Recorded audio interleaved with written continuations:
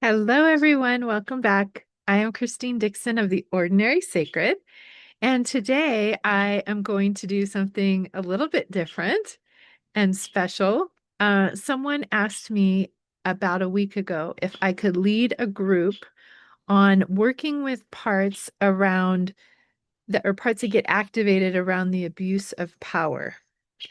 And I told this person that while the internet is kind of in and out here, so I wouldn't feel comfortable doing an in-person live group, that I would essentially try to lead a group in a YouTube video.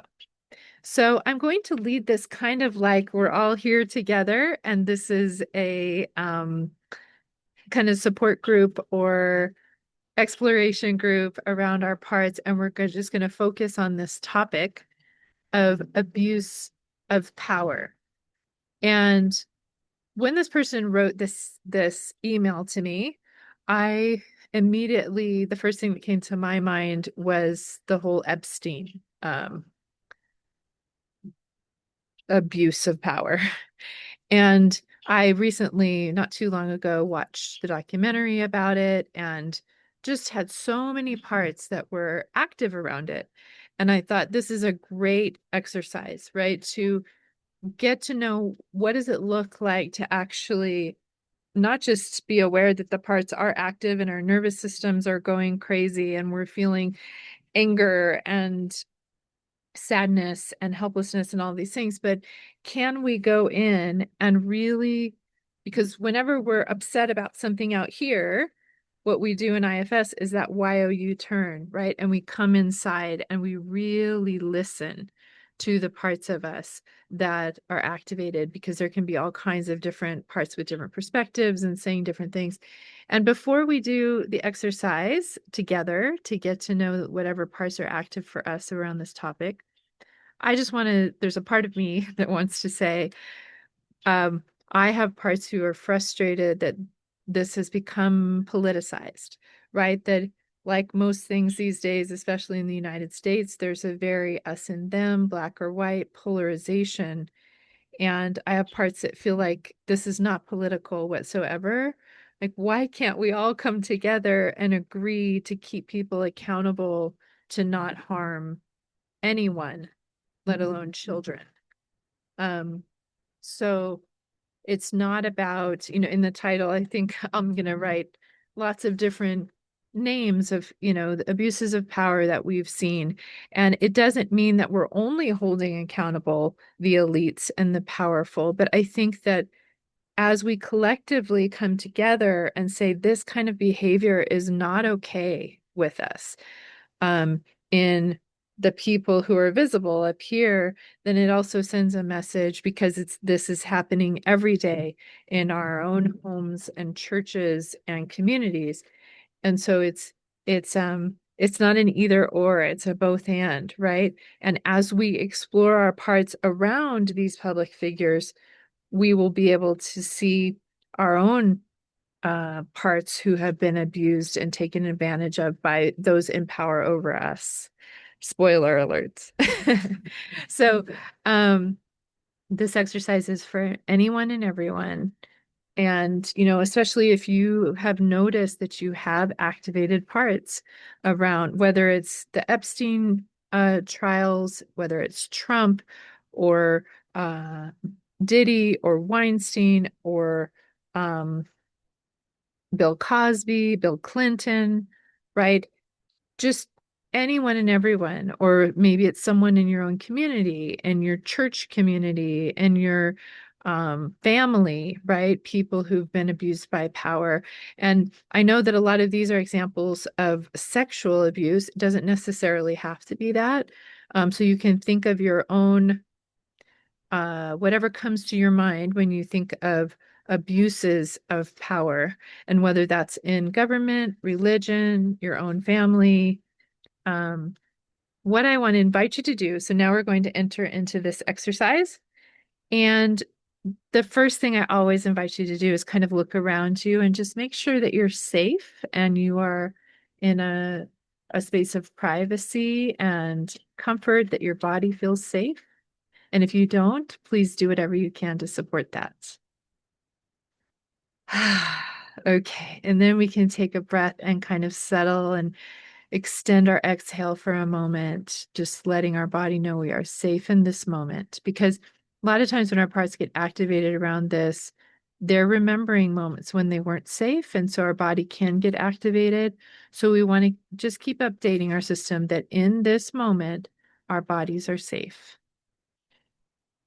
And there's several ways to do that. One is to put our feet on the ground, our shoulders back, spine straight, kind of that confident but soft face, soft belly posture. Let the earth support you. Feel the earth under your feet. Take some deep breaths, extend your exhale. Notice your location in space.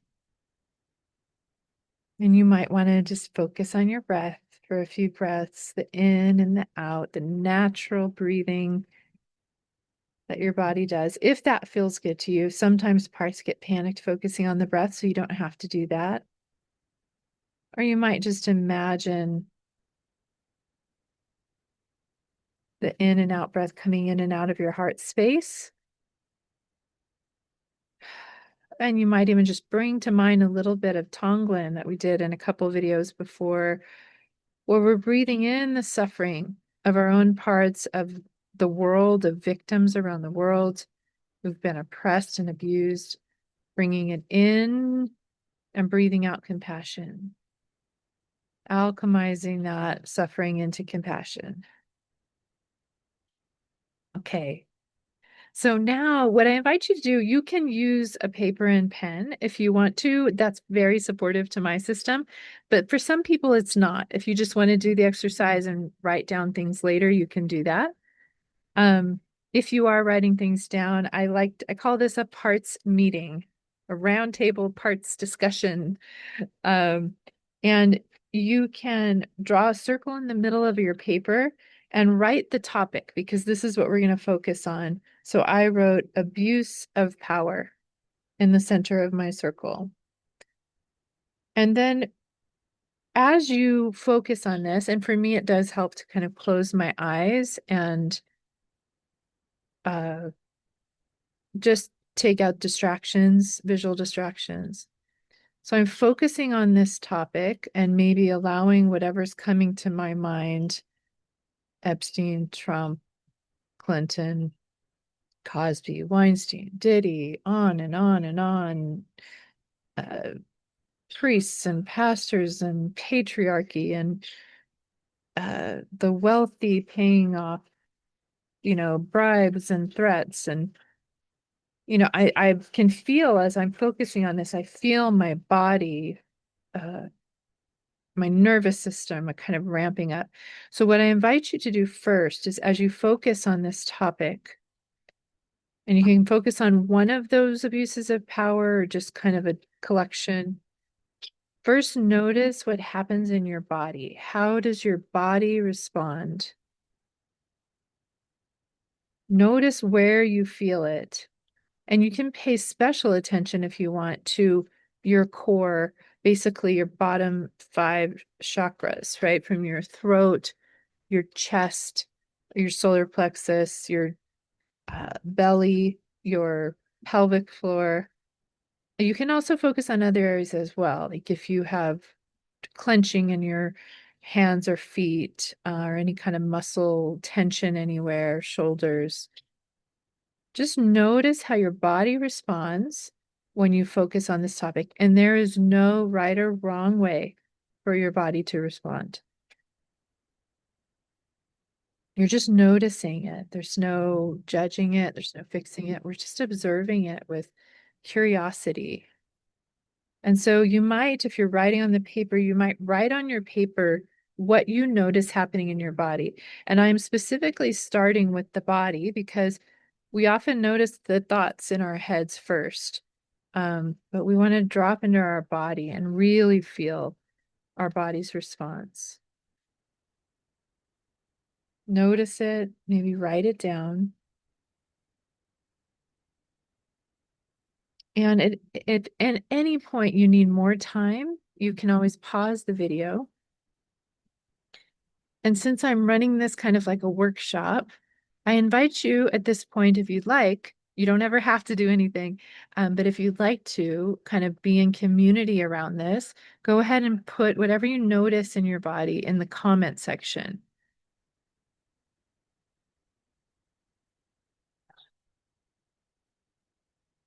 For example, I noticed like a block in my chest and my throat, and felt like nausea. And then I noticed myself just kind of like looking blankly forward, which I noticed or I recognize as a freeze response, really. So those are some things I noticed. And it'll be fascinating if we do this, essentially an asynchronous community whenever we're watching this and people fill in the comments, and we can not feel so alone. Okay. Now I invite you to just observe your emotions. Just see if you can name what emotions you have, what your parts have in response. So again, focus on this abuse of power and see if you can name emotion. Do you feel anger, sadness, fear, um, shame, helplessness, despair, just whatever you notice? You can feel all of that. I'm noticing all of that in me.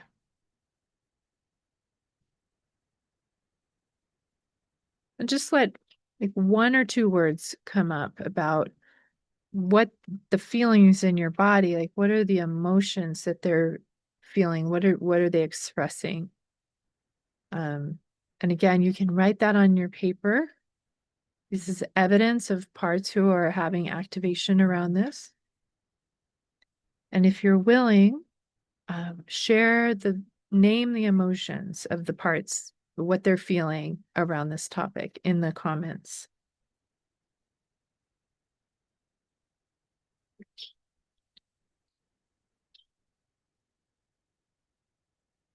Okay. So the words that came to me were, and again, you can pause if you need more time. The words that came to me were sick, angry, sad, helpless, suspicious, and shame.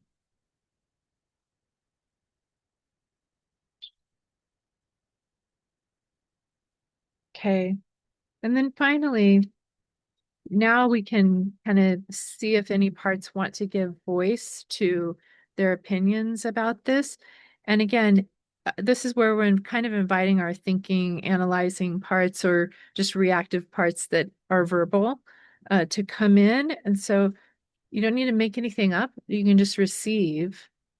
Imagine that there are parts who are feeling active around this topic as you focus on it. What do you hear? What kind of words do you hear parts saying about this?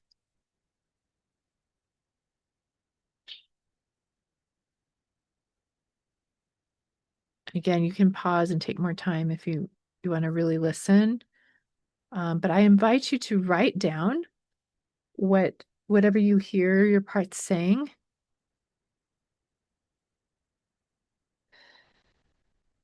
And these are not necessarily all separate parts. There may be a part that feels nauseous and says, I feel sick, and is saying, like I hear the words, this is maddening, this is sickening, right? So the feeling in the body, the kind of emotional state, and the words are coming together. There's a part that feels literally sick about this. And again, you can, whatever you notice your part saying in response, you're welcome, if you feel comfortable, to share in the comments. Just to have community around this. What I heard my part saying or this is maddening, this is sickening, this is so unfair, I feel helpless, all men are pigs, power corrupts. And then I felt this energy in these parts saying, what can we do? What can be done? What can be done? We've got to do something about this. So those were kind of the messages that I received. And I noticed that the ones who feel helpless, right? This I feel helpless is related to when I said the words helpless, and the all men are pigs, right? Is the suspicious, hypervigilant one that's essentially fearful. And then these parts that just feel really motivated, like to do something. We've got to do something about this. Again, so I'm just noticing, right? What all the different parts that are alive in me around this. And the reason why I like this exercise is because it's pretty easy to focus on, what is there in my body? Can I name any emotions that are here? What do I hear in response? Um, and then you begin to flesh out some parts here, right? The one who feels sick, the one who feels angry, the one who feels very sad, the one who feels helpless and ashamed, which I connected that one with the I feel helpless and all men are pigs and realized these are parts who've had my own personal experiences around this. And so you can kind of start putting puzzle pieces together. But to flesh it out even more on a deeper level, what I invite you to do is you can take your time and go to every single one of these if you want, or you can pick out the 3 or 4 that feel the strongest. And I like to ask them 2 questions. And when you ask them questions, it's just an open-ended question and you receive an answer. So the thinking parts don't need to think anything up at all. Even if there's nothing, that's completely fine. And the answer that you receive can be in words, or it might be in images, symbols, sensations in your body, emotions, right? So be open to whatever the answer is. Um, so focus on one of those parts that you identified around this topic and just imagine that they're kind of in front of you, or you can focus on wherever you feel them in your body and ask them, what do you want me to know about you? Or what do you most want me to know? And just let the answer come to you.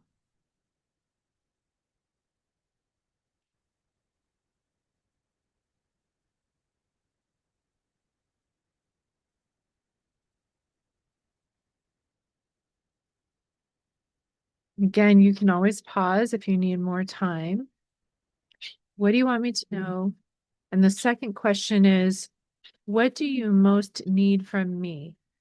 Yourself who's not a part. What do you most need, or what do you most need from me? And again, just make space to receive. You don't need to think anything up. No answer is okay. Maybe they don't want to answer. It's okay. When you receive an answer, it will come very clearly, will not be hazy or muddled, or there won't be no efforting and trying to figure it out. It's just, what do you want me to know? Anything. And then what do you most need?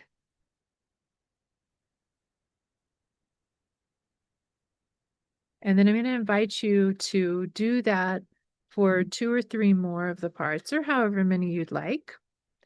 Again, just ask them the open-ended question, what do you most want me to know?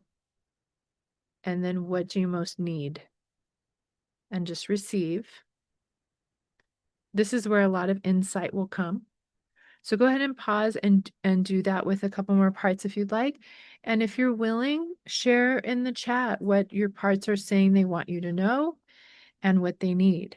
And I'll share some of mine. So I asked the one that felt sick, like, what do you want me to know? And it was showing me that it just felt sickened by the manipulation, the blazing harm to other people without understanding or without remorse. So that's kind of what it was expressing. The angry one um, was just saying that they want to obliterate all these people, Epstein, Trump, Clinton, Diddy, Cosby, Weinstein. Um, like it would just be easier if they were eradicated from the earth, you know, um, and realizes that these people represent abusers, but that there are abusers all over. And so then there was this sense of despair and helplessness around we can't just get rid of every person who is abusing. And so what does it look like on a deeper level? And that's when the parts came in that were saying, what can be done? What can be done? But before I tell you about the what can be done parts, um, I noticed that the parts that had the most to say were the parts that said, I feel helpless. Now that's an indication to me that that's likely what can be protectors. In this case, there's protectors and a group of exiles who have had my own trauma and abuse history. And I don't want to go into too much detail, but I had experience in the 10 years of my first marriage, and I didn't realize it at the time, but that because I was in this religious indoctrination and burdening and understanding that the woman is supposed to please the husband, and especially is to submit to him and to please him and do whatever he wants and to take care of his needs whenever he wants and that kind of thing. And so I didn't really realize until I was out of that relationship and was in a healthy relationship that I was essentially raped, molested, abused repeatedly within my marriage. And people do not talk about that, about non-consent in marriage and, forced and being touched in ways that you don't want to be touched, and things like that. And the lack of safety within a relationship because you're told that you just have to do whatever the man wants you to do. So there's so many layers to this, right? So my parts are showing me my own experience and how, because there were parts who felt really sad, and I said, what do you want me to know? And it was showing me all of these victims, and how it's like cause such trauma for them and ruin their lives. And it's just such a tragic thing. And then the helpless ones were showing me, and this, you relate to this. This has been your experience. And that's why you have such activation around observing this going unchecked, right? That it's obvious and clear and out there to people, and people want to deny it because it's not their political party, or it's point fingers, it's just them. And my parts are going, can't we just hold everyone accountable to not um to not they're saying right now to not steamroll over the autonomy of another person, to not take people for granted, to not and to understand the trauma responses, and that people freeze in the face of when there's power over, and there's this huge dynamic where victims are blamed and things like that. So my parts are kind of explaining to me what's upsetting to them. And so those parts in particular, I don't want to share everything necessarily, but when I asked them, what do you need? They said, I need to know that it's not my fault, that it wasn't my fault, and I need protection from this happening to me again. And so that's why it feels suspicious, not only of kind of men in general for some of my parts, but systems that they don't protect the victims. So there's kind of a healthy suspiciousness, an understandable suspiciousness around, it's telling me right now, around particularly the justice system, that the justice system seems broken. It doesn't seem effective in actually holding people accountable, because if they have enough money, they just get out of it, right? Okay, so then when I went to the parts that said, we want to do something about this, what can be done, what can be done, myself kind of invited all the parts together, and they kind of brainstormed this. And what they came up with were several things. And you can do this as well if you want to do this step. If you want to pause and ask your parts to come together and say, what is something tangible that we can do about this? Whether it's about protection of ourselves, protection of others, what is effective, and just there's no idea that's off the table in a brainstorm with parts. You can just they can throw out ideas and other parts can object, and they can come together and creatively kind of find ways that they can have agency here. So what my parts, and you can pause and do that if you want to, and you can welcome to share in the comments if your parts have come up with anything that feels empowering, gives you agency, or feels hopeful to you. Because it's not about it can start for sure with validating what we're against, but then ultimately creative anger leads us to what are we for? And how do we promote what we're for? How can we be creative and constructive rather than destructive?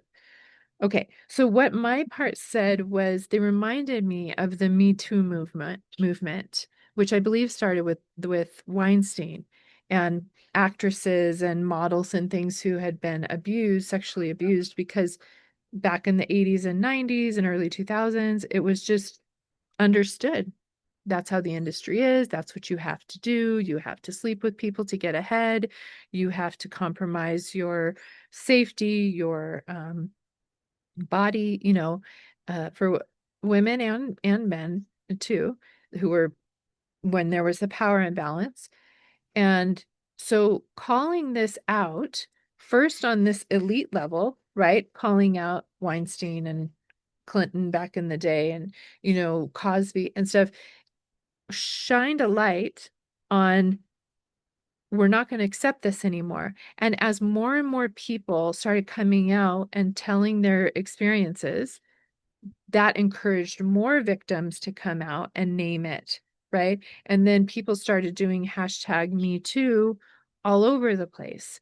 My mom was assaulted when she worked in a hair salon by her boss at one time, and I had never heard the story before the Me Too movement came out, and she felt the courage to speak up about it.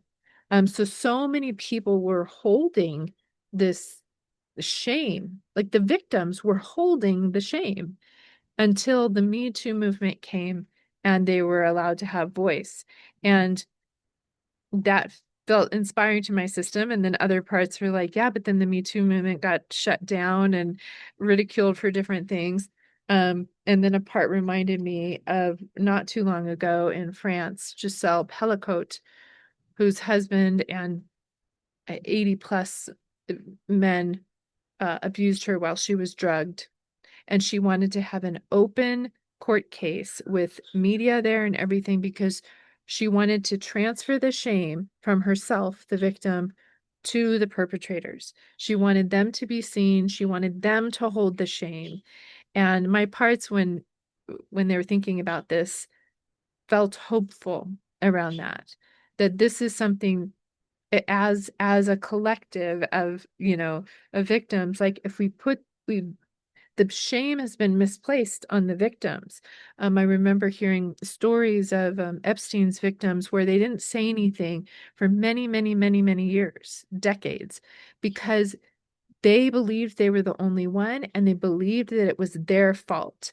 Because in that moment, when he was essentially raping them, they did not feel they froze, and so then parts of them blamed them and criticized them, and they lived with this incessant you're so stupid, you're so constant berating from critical parts who believed that it was their fault because they didn't fight back hard enough.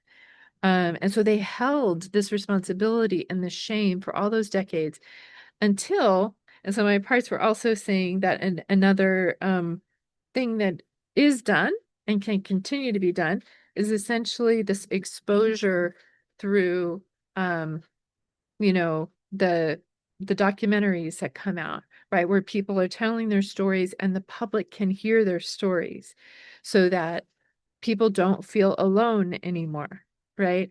It reminds me also of, I don't know if any of you have heard of Just Mercy, which was a book by Brian Stevenson, I think. And he was a lawyer, and there's also a movie about it. But there's a man in the South who was basically the scapegoat, was blamed for the death of a white woman, a black man. But he had 30 plus witnesses for his alibi that he was at this party. There were a cookout. There were 30 plus people there. And so it was absolutely clear that he did not kill this woman, but they needed someone to blame to get people to feel safer. Justice had been done. So this man was on death row. I believe he was in prison for over 30 years. And Brian Stevenson became his lawyer and worked for decades just trying so hard to get justice in the justice system. And in this case also, it just didn't work because there were people in power that were corrupt, that were paying and having bribes and threats and all of these things, and just manipulating people's testimonies and things like that, and ignoring certain facts until Brian finally got all of the facts together that he had accumulated and went to some media source. I don't know if it was like 60 Minutes or 2020 or something like that. And they did a whole piece on all the information. And so now the general public could not ignore this. And the judges knew, the general public knew this, so now they couldn't ignore it without consequence. And so that put pressure then on the justice system to actually be just, right? So my parts are saying that these documentaries being made that help the public actually hear the stories of the victims are really helpful, even though it makes us feel disturbed and upset. I also believe that in the Epstein case, that those people it didn't work in the justice system because Epstein had so much power and control over people within the system and money to bribe people that he got off essentially unscathed, until all the stories started becoming mainstream and in the news, and documentaries were made which put pressure on the agencies, FBI, police agencies, to actually do something about it. Then, of course, he was killed, and the victims never got their day in court. But just exposing that, hearing the victims' stories, and they're still not completely protected from consequences. Many of them get death threats and I believe are killed for speaking out. It's very, very, very difficult for victims to speak out and then to put themselves and their families through that. But so one thing we can do is believe victim stories and transfer the shame from the victims to the perpetrators. And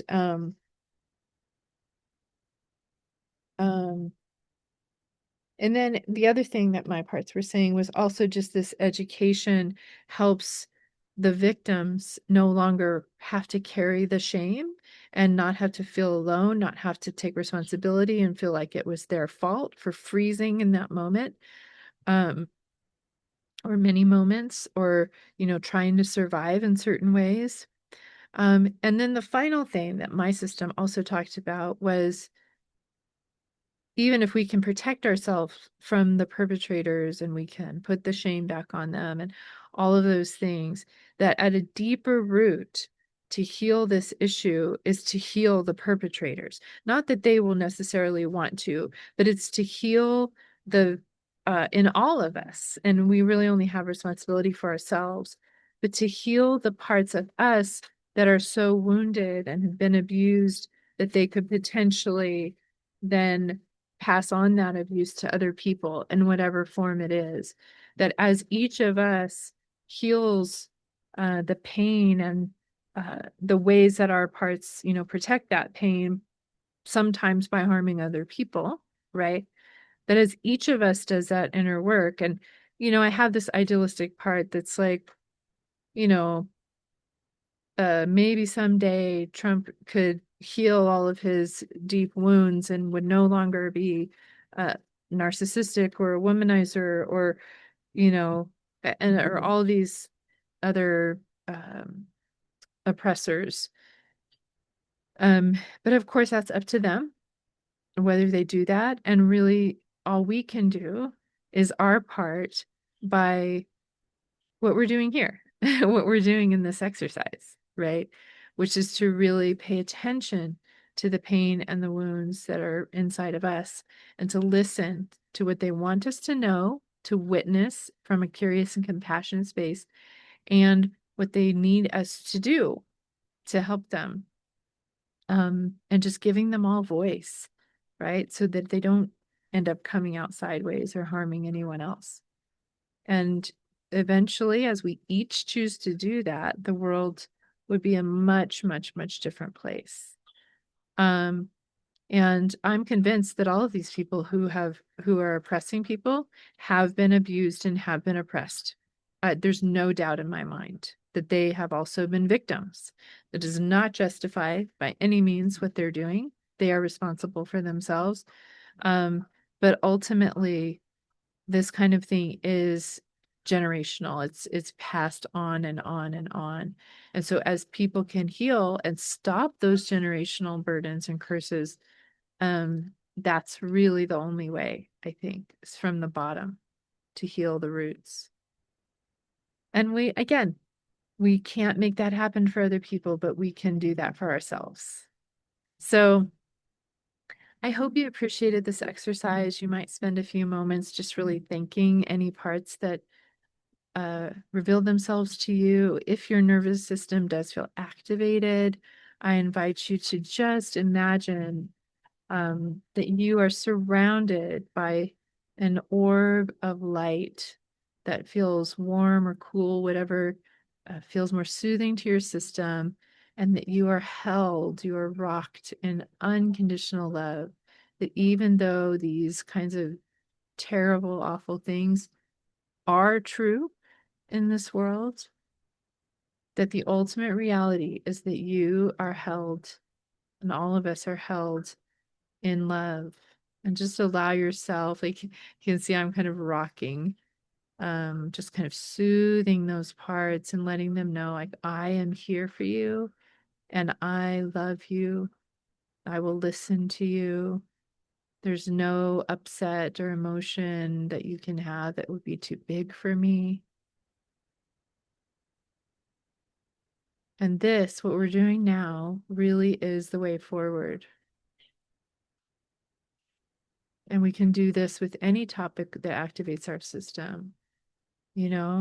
Abuses of power by, I think of Gaza and other places where people are starved and there's genocide. And gosh, I did a video about that. It feels like it must have been over a year ago and it's still going on. Again, and it's not like our parts get activated once and we meet them and then they're fine forevermore. They will get repeatedly activated by things, and we continue to come and be with them and love them and listen to them. Okay. So feel free to share whatever you'd like to share. Um, let's see. In the chat, if you've listened this far, you can put an emoji. I would say something that to you represents freedom. Um,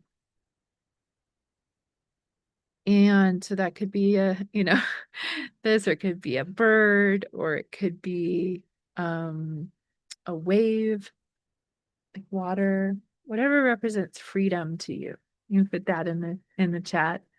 Um, and of course, you don't have to share your experience here, but if you do choose to, it is, and your parts are okay with it, it's a gift to others, to the community.